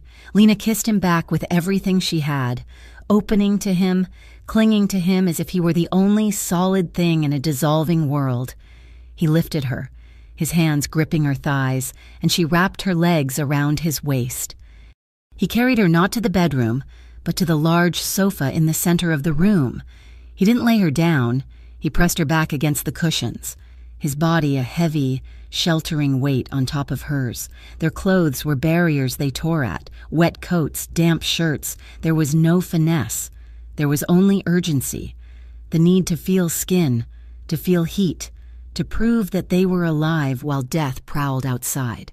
You're mine, he growled against her neck, his teeth grazing her skin. You are mine, Lena. Yes, she gasped, arching into him. Yes. His grip on her was firm, bordering on bruising, but she needed it. She needed to feel the strength that could crush the world, focused entirely on holding her together. Her hands raked down his back, feeling the scars, the history of violence that she had accepted. Their lovemaking was fevered. It was a frantic rhythm, a desperate search for oblivion. Tears mixed with the rain on her face, and he kissed them away, his lips moving over her eyelids, her cheeks, her mouth. He murmured things in Italian, dark, possessive prayers that she felt in her bones. When the crest came, it was a shattering release. Lena cried out, her voice lost in the large, empty room, her body trembling under his. He followed her moments later, burying his face in her shoulder, his breathing ragged and harsh. They did not move for a long time. The rain lashed against the glass walls. Dante shifted, pulling a throw blanket over them, covering their nakedness. He did not speak. He did not offer false comforts. He just held her, his arm a heavy band of steel across her waist. Lena lay there, listening to the storm. She felt hollowed out, but the panic was gone. In its place was a heavy, silent resignation. She had made her choice. She had crossed the line. She closed her eyes, her hand resting over his on her stomach. They fell asleep in silence, two sinners in a glass tower, waiting for the morning to bring the reckoning. When Lena woke, the storm had passed. The penthouse was silent, bathed in the gray, watery light of dawn. She was alone on the sofa, a fresh set of clothes, a simple, soft black dress she recognized as one of hers from her abandoned apartment, was folded on the coffee table. A note sat beside it, his handwriting a sharp, controlled script. Shower, eat. Marco will be outside. He was gone.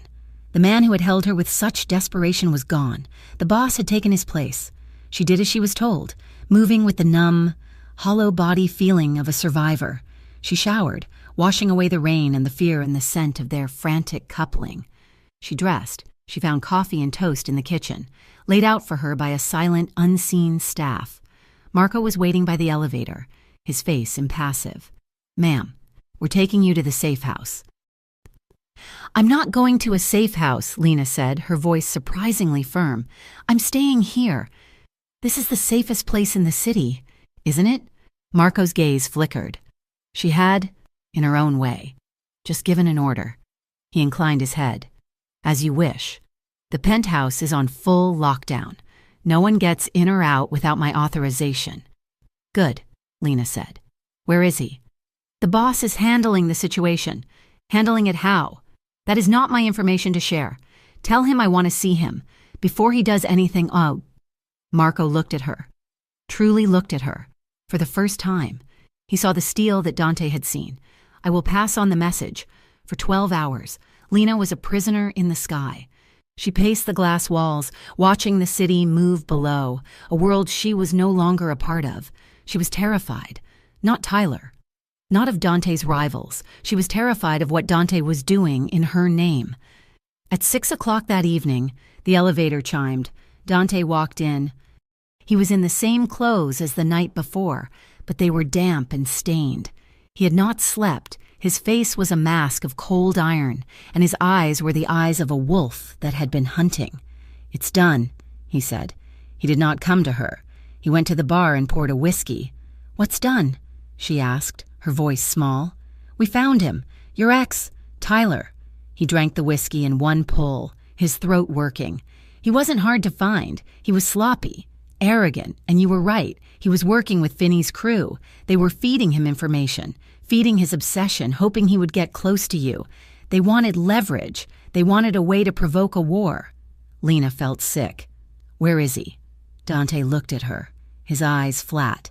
"He's in the trunk of a car in a warehouse in the Bronx. He's alive, for now." He set the glass down. "I came because you asked. Now I'm leaving to finish it." He started to walk past her. "No." He stopped. He did not turn. "No?" she said again, louder. She moved to stand in front of him, blocking his path to the elevator. "You don't get to do this." "Get out of my way, Lena. This is not a debate." "It is. You brought me into this. You said I was yours to protect, but I won't be protected by a man who murders in cold blood." A dark, humorless laugh escaped him. "What did you think was going to happen? You begged me to make it stop. This is how I make it stop. I removed the threat, permanently. That's not stopping it. That's just becoming him. That's becoming the man who thinks a knife in a car seat is the answer." She was shaking, but she held her ground. She put her hands on his chest. A barrier. "You told me about your father. You told me you were trying not to be him. The man who shot his enemies in the street. This is that moment. Dante. This is the choice." His hands came up and closed around her wrists. His grip was painfully tight. "He tried to break into your apartment. He stalked you. He threatened your friend." He put his hands, his filthy hands, on this. He forfeited his right to breathe. "And you forfeit your right to be with me if you kill him," she whispered, the tears finally coming. "I mean it. I cannot live with that. I cannot be the reason you became the monster you've been fighting." She looked up at him, her eyes pleading. "You're better than him. You're better than your father. You're the man who talked me down in an elevator. You're the man who gave me his jacket. Please, be that man now." He stared at her, his jaw working. The war inside him was visible, a storm of rage and a new, fragile conscience fighting for control.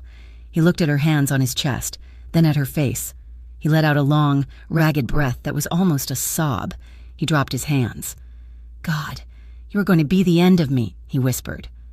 He released her wrists, which were red from his grip. He turned away. His shoulders slumped. "What do you want me to do, Lena?" he asked, his voice raw. "You want me to let him go? He'll come back. They always come back." "No," she said, her mind racing.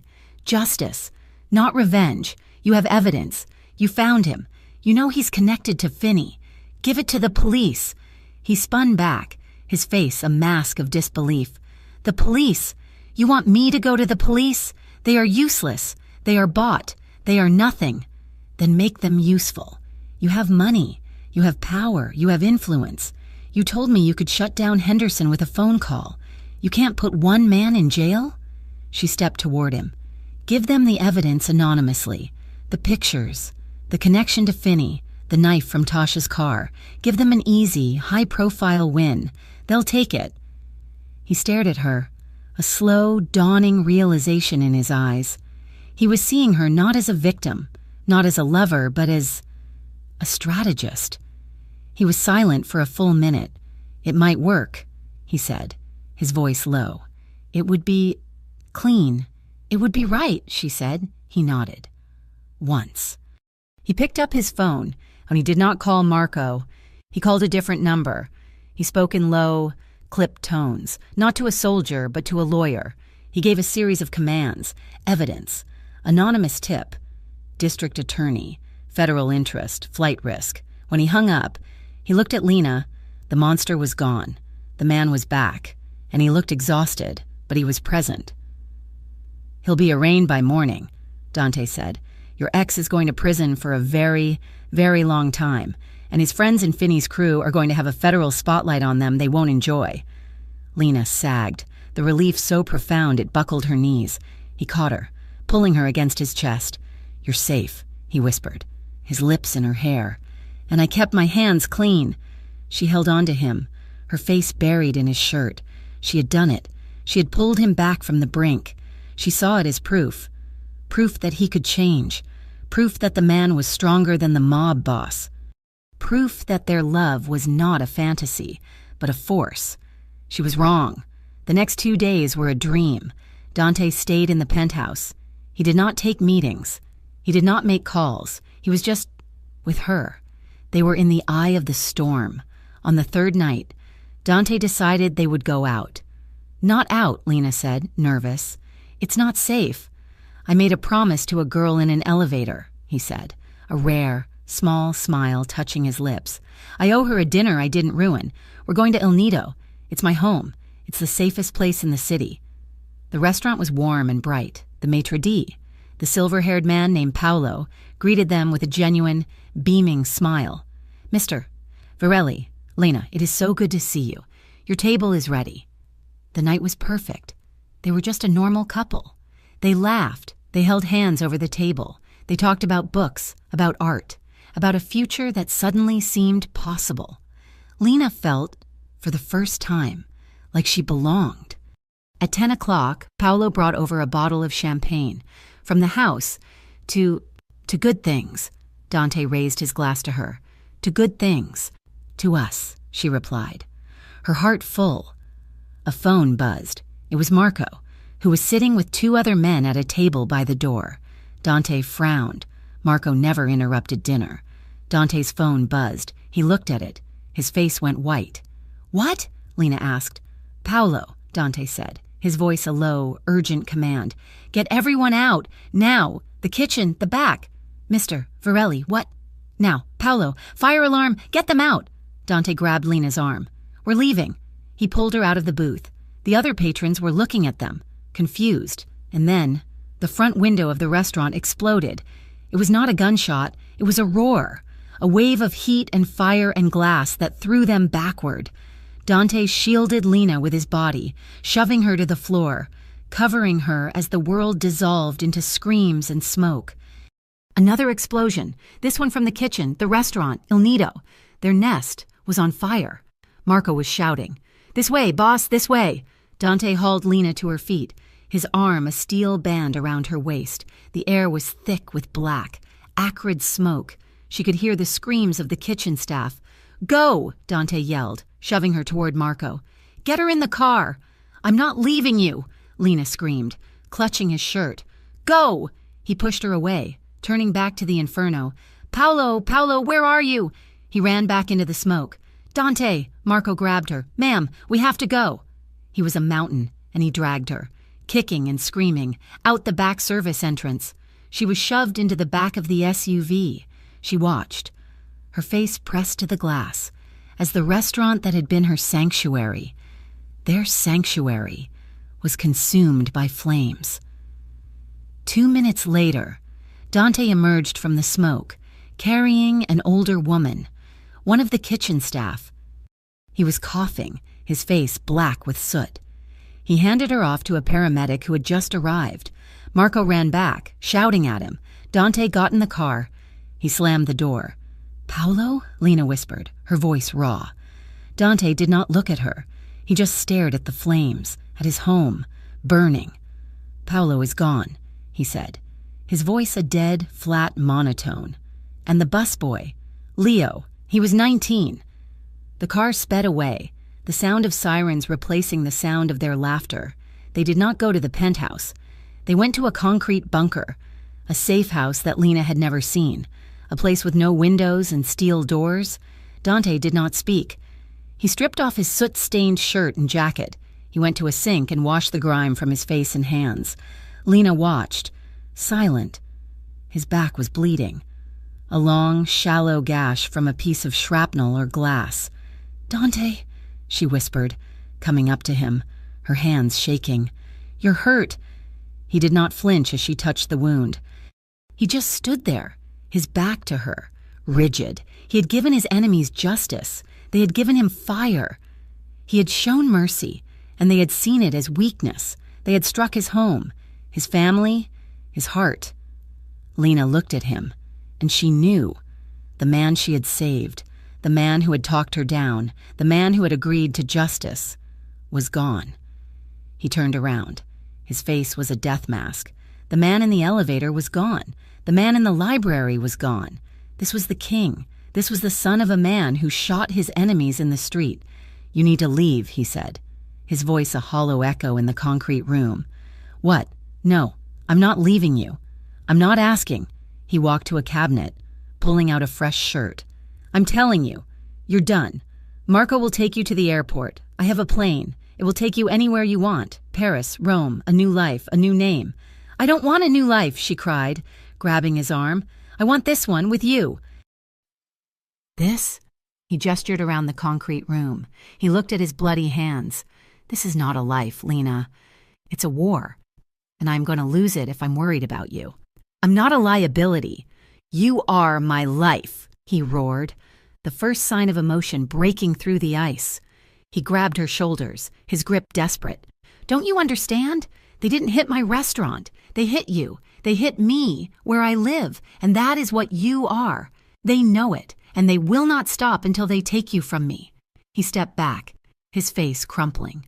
"You'll never be safe with me. You were right to quit. You deserve peace. You deserve a life where you don't have to smell smoke and blood.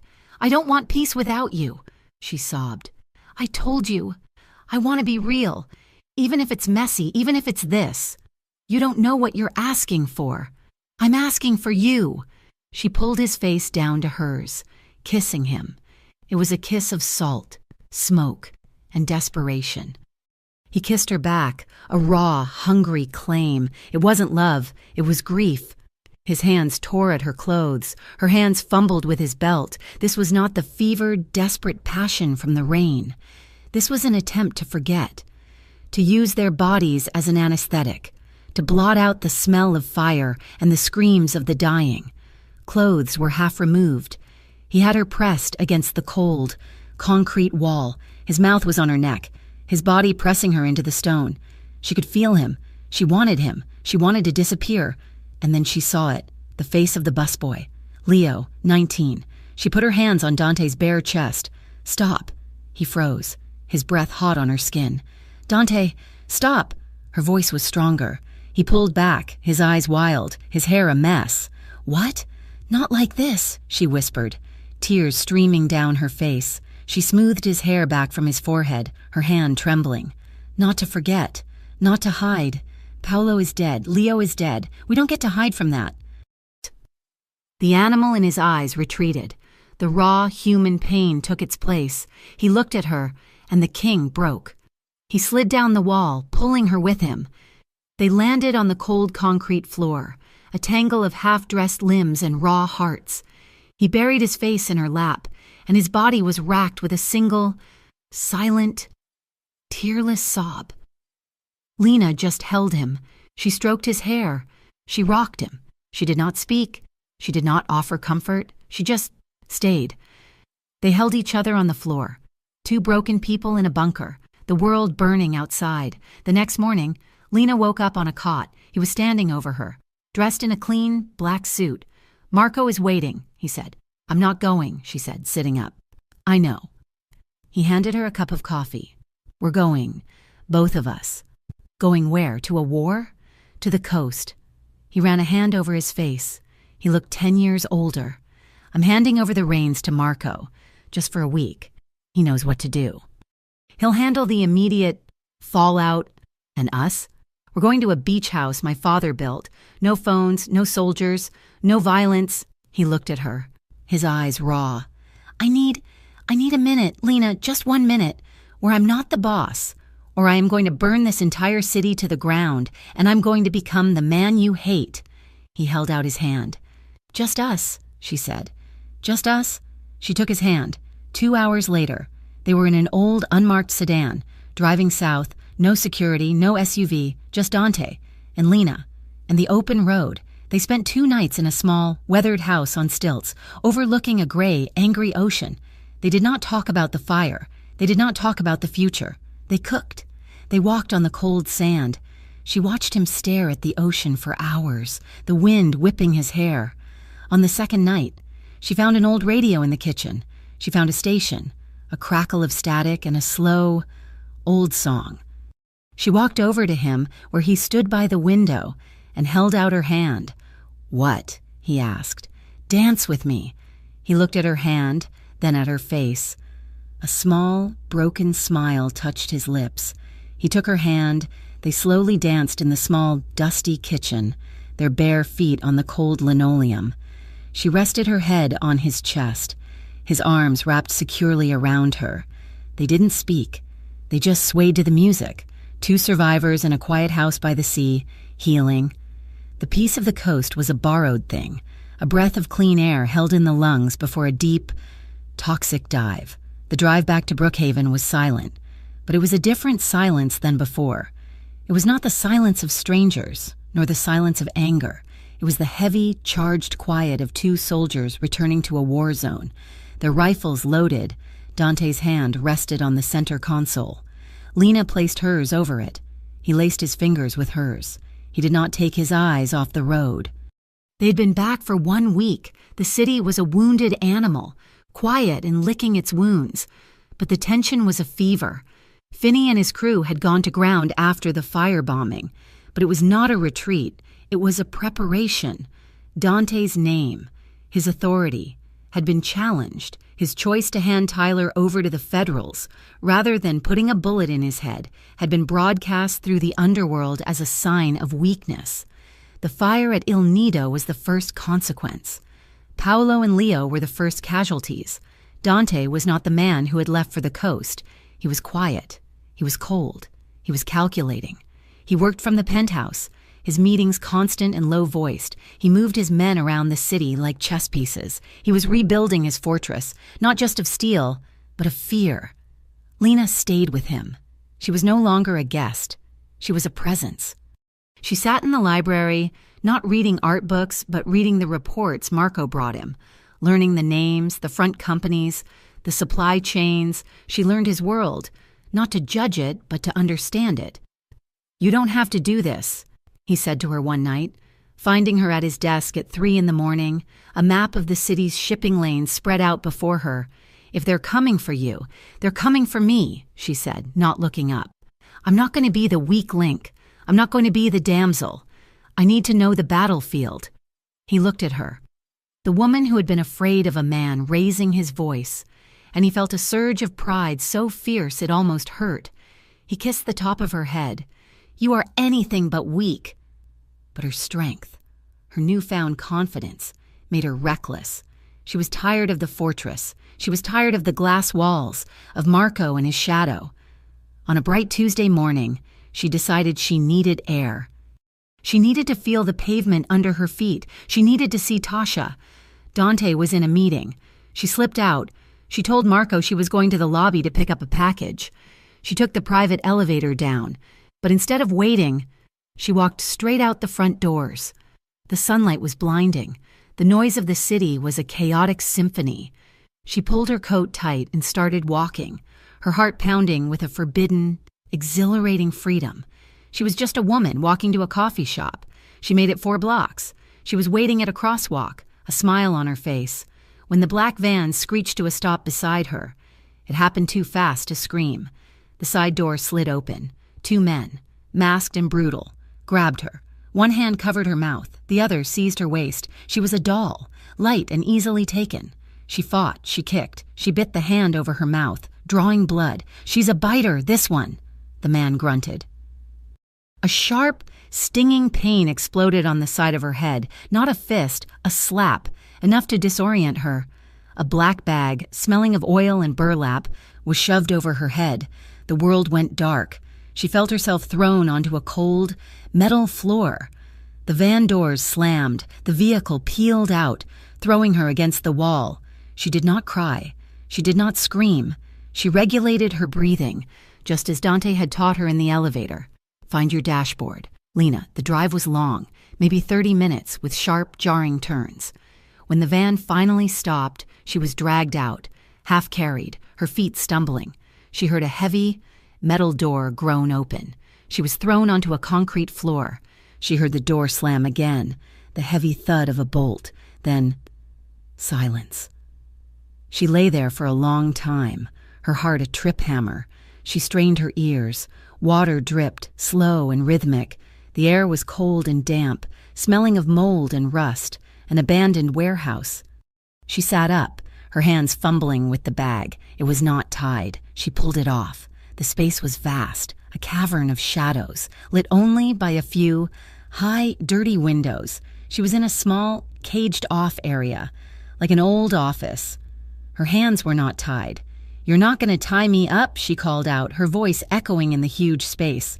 A slow, mocking clap came from the shadows. A man stepped forward. It was Finney, the red-faced, drunken man from the restaurant. He was not drunk now. His eyes were cold, sober, and full of hate. "The little bird," he said, his voice a sneer. "Why tie you up? Where are you going to go?" He gestured to the 2 armed men behind him. "Besides, we want you to be comfortable for the guest of honor." "Dante will kill you for this," Lena said, her voice low. "Dante," Finney spat. "Dante is weak. He's soft. He let your little boyfriend, Tyler, go to the cops. He thinks he can run this city on mercy?" He laughed. "He took my business. He insulted my family. And now he's going to watch while I take what he loves." He snapped his fingers. "You know, you're right. Let's tie her up. But make it pretty." One of the men grabbed her. She fought, but he was a professional. He slammed her back against a steel support pillar, her head cracking against the metal. The world flared white for a second. He tied her wrists to the pillar, pulling the ropes cruelly tight. "She's a fighter, boss," the man said, wiping a trickle of blood from his lip where she had managed to headbutt him. "Good," Finney said, walking up to her. He ran a dirty finger down her cheek. Lena flinched. "He'll pay more for a fighter." He backhanded her. The slap was a crack in the silent warehouse. Her head snapped to the side. The taste of blood filled her mouth. She turned her head back, slowly, and looked him dead in the eye. "I'm not afraid of you," she whispered. "You will be," Finney said. He pulled out a phone, snapped a picture, and sent it. Now we wait. He has 1 hour to give me back my territory and 10 million in cash. Or the girl loses a finger, then an ear, then... Lena closed her eyes. Dante. The phone in Dante's hand did not buzz. It chimed, a single, urgent. A priority alert from Marco. He was in the middle of a meeting with his capos, his lieutenants. He had just been informed that Lena was not in the penthouse, that she had dismissed her security. His blood was ice water. Then the message came through. It was from a burner. It was a picture. Lena tied to a pole, a dark, angry bruise blooming on her cheek. Her lip was split, but her eyes were open and they were full of fire. She was looking at the camera not as a victim, but as a queen, defiant. A text followed. 1 hour. The port, 10 million, or she dies. The room went silent. The capos looked at their boss. They were expecting the rage. They were expecting the man who had torn his shirt off in the rain, the man who had grieved for his restaurant. They did not get him. Dante Varelli looked at the photo, his face perfectly, terrifyingly calm. He set his phone on the table, and he took a sip of water. He looked up, and his eyes were not the eyes of a lover. They were the eyes of his father. They were the eyes of a king. The old Mafia boss was back. Finney just signed his death warrant, Dante said, his voice a flat, cold sheet of steel. He did not rage. He calculated. Marco, he said. They're at the port. They said the port. They're not at the port. They're in the old tannery district, Warehouse 7. The one Finney's uncle used to own. He's sentimental. Get me a thermal overlay. Now, Antonio, you take 10 men. You block the sewer access. They'll run for the tunnels. Ricardo, you take the east perimeter. Snipers on the roof of the adjacent building. I want every exit covered. No one, he said, his voice dropping, goes in before I do. And no one shoots at Warehouse 7 until I have her. Is that clear? The men nodded. They moved, not with panic, but with the deadly, quiet efficiency of a predator. Boss, Marco said, holding up a tablet, the weather is hot, at least a dozen men inside. 2 on the roof. Take them out, Dante said. Silent. He stood, putting on his jacket. He checked the clip on the firearm that Marco handed him. Dante, Marco said, his voice low. This is a trap. He wants you there. I know, Dante said. He slid the gun into the back of his waistband. He's expecting a negotiator. He's getting a monster. 40 minutes later, Lena heard the first sound, a soft thwip from outside, barely audible. A moment later, a man's body slumped from the catwalk above her and crashed to the floor. Finney and his men spun, their guns raised. What the hell was that? He's early! The lights in the warehouse exploded, one by one, a cascade of popping glass. The high windows shattered. The room was plunged into darkness, lit only by the green, watery emergency exit signs. He's here! Finney screamed, and his voice was not a taunt. It was a panic. Find him! Find him! Gunfire erupted, but it was not a battle. It was an execution. Muzzled flashes from the shadows. Men screamed. They were not screaming in pain. They were screaming in terror. They were being hunted. Lena pressed herself against the pillar, the ropes biting into her wrists. She heard a man cry out, and then a heavy, wet thud. The warehouse went silent. The silence was worse than the gunfire. Come on out, Varelli, Finney yelled, his voice cracking. He was holding a gun, and he pressed it to Lena's head. Show yourself, or I swear to God, I'll paint the pillar with her. A bad move, Finney. The voice came from everywhere and nowhere. It was Dante. But it was a voice Lena had never heard, amplified by the acoustics of the vast room, cold as a tomb. You put the gun down, Dante's voice echoed, and I'll kill you quickly. Show yourself, I have a girl. A single spotlight, blinding and white, clicked on. It was not from the ceiling, it was from the floor, and it was aimed directly at them. Finney flinched, holding his hand up. Lena squinted. Dante was standing 20 feet away, a shadow against the light. He was alone. His hands were empty. You're a fool, Finney, Dante said, his voice calm. You thought I was weak. You thought I was my brother. You firebombed my home. You killed my family. And now, you hold the only thing I care about. He took a step forward. You have made a tactical error. Stay back, Finney shrieked, his hand shaking. I'll do it. I'll kill her. You could, Dante agreed, taking another step. But you won't, because you're a coward. You send drunks. You send stalkers. You burn buildings when no one is looking. You don't have the stomach to pull that trigger. I do. No, you don't. Dante took another step. He was 10 feet away. But Dante said, his voice a whisper that carried, am not a coward.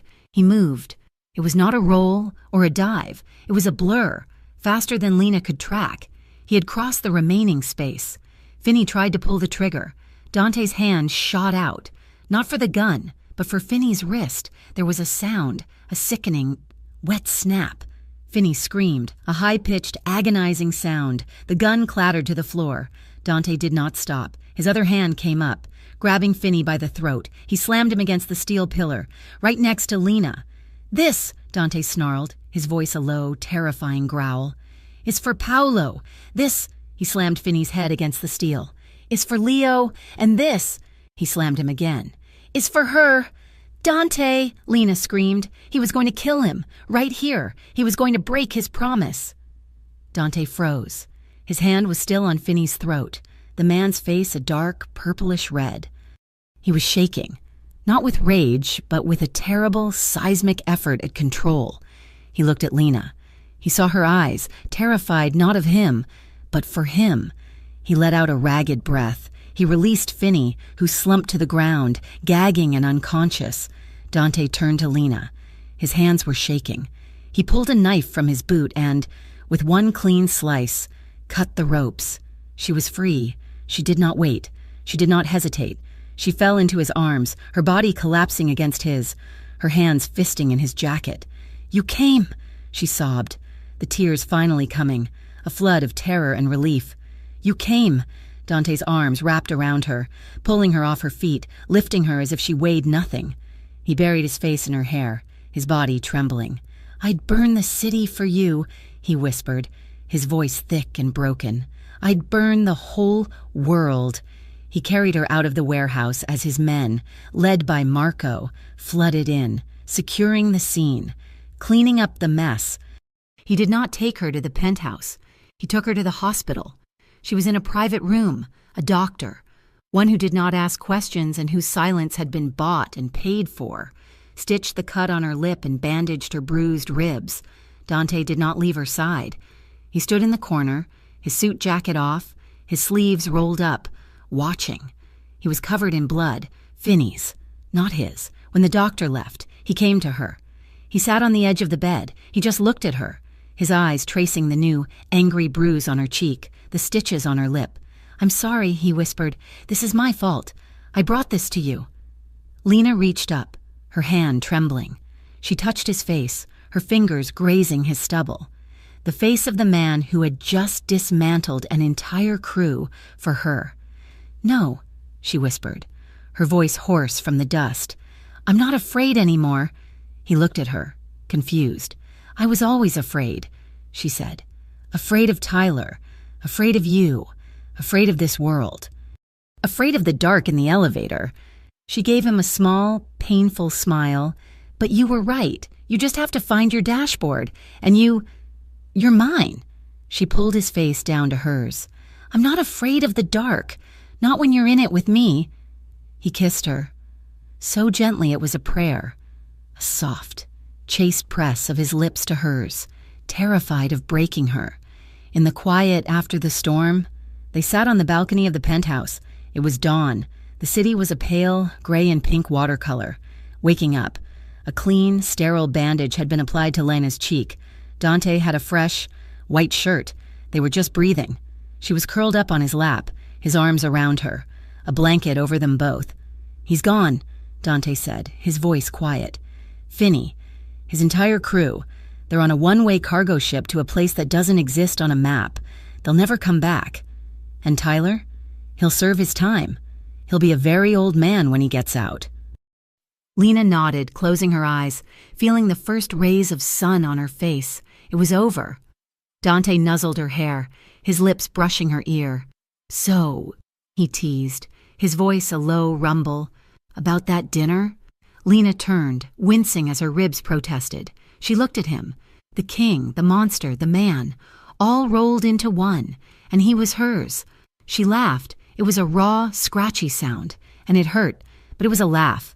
"I said yes once," she whispered, her bandaged lip making it hard to smile. "I suppose I can say it again." Epilogue 1 year later. The restaurant, Il Nido, was reborn. It was not the same. It was brighter. It was more open. The dark, shadowed wood had been replaced with warm, cherry finishes and soft, golden light. There was a new, framed photo near the entrance, a picture of a smiling, 19-year-old boy named Leo, Lena Moore, or rather, Lena Varelli, as the press had dubbed her, though the wedding was still a month away, walked through the dining room. She was not a guest. She was the co-owner. She carried a tablet, her hair was up in a professional, severe knot, and she was arguing, good-naturedly, with the new maitre d'. "We're not seating the Callahans by the window," she said, her voice firm.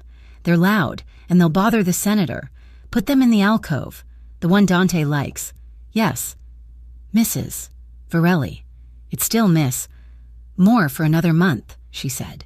But she was smiling. Dante was upstairs, in the new office. They were supposed to be having their own dinner, a quiet one. Before the rush, she went to the private elevator, the one that led to the office. She stepped in, pressing the button. The doors slid shut. The car moved, and then, with a soft, hydraulic sigh, it stopped. The lights flickered and went out, a moment of pure, black silence. Then, the emergency lights clicked on, bathing the small, mahogany and brass box in a familiar, yellowish-green glow. Lena stood in the center of the car. She did not panic. She did not gasp for air. She looked at her reflection in polished brass. She saw the woman she was, the sharp, confident cut of her new suit, the engagement ring on her finger that was probably worth more than her entire old apartment building, the small, faint, silvery scar just at her hairline from where Finney's man had slammed her head. A ding came from the intercom. Dante's voice. A low, familiar rumble came through the speaker. "You know," he said, and she could hear the smile in his voice, "I'm beginning to think this building has a design flaw." Lena leaned her head back against the wall, a slow, wide smile spreading across her face. "I don't know," she said, looking up at the speaker. "I think it's my favorite feature." She heard his soft laugh. "I'll be right down, but it might take me a minute or 40. "Take your time," Lena said, settling in. "I'm right where I'm supposed to be. Thank you for listening to this Mafia romance story. We would love to know where you're listening from, so please drop a comment and say hello. If you enjoyed this story, be sure to subscribe to Mafia Romance Stories so you never miss a new chapter. Let us know what you thought of Lena and Dante's journey, in English, in the comments below. We read every one.